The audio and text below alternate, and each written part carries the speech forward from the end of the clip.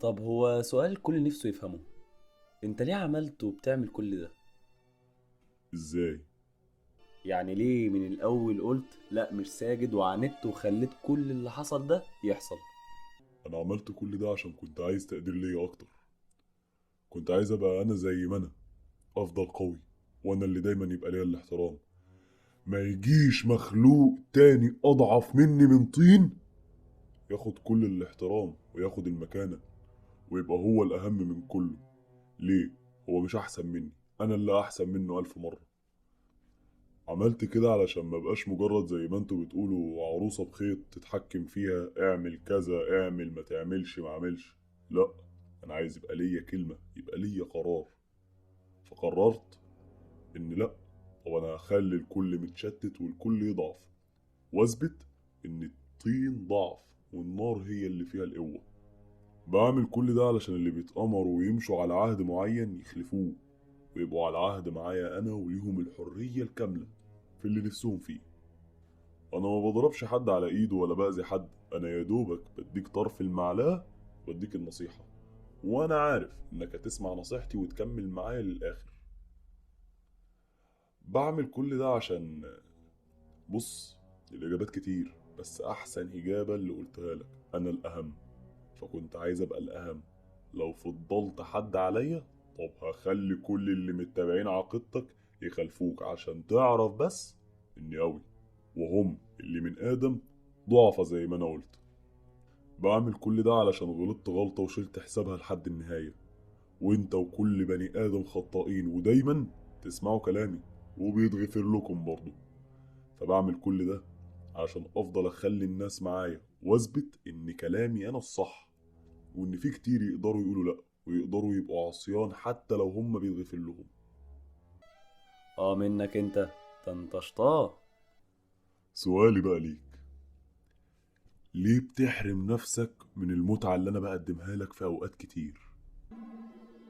سؤال حلو. اول حاجة متعتك كلها حرام، وبرضه تعرف لما كل واحد فينا يفكر لحبة بسيطة يلاقي ان متعتك بتبقى للحظات صغيرة، وتمن المتعة دي سنين كتيرة قوي.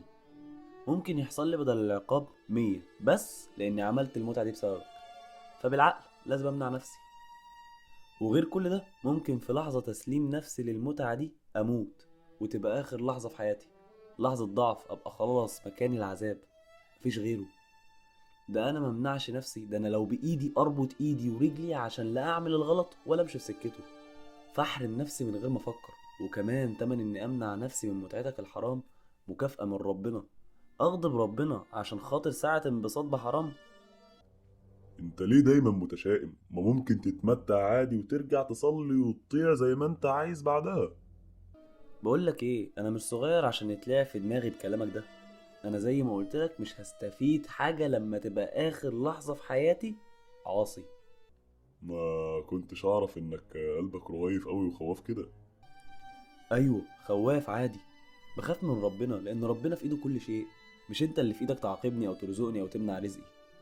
انت مش في ايدك حاجة غير انك توقعني في الغلط بحجة ان الغلط ده يخليني مبسوط ومتمتع وابقى ملك زماني. لكن زي ما قلتلك، ورقة وقلم وكل واحد يحسبها، الكل هيكتشف ان المتعة الحقيقية في الامتناع عنك، والانبساط بقى بالفرحة الحقيقية اللي ربنا بعتها لينا.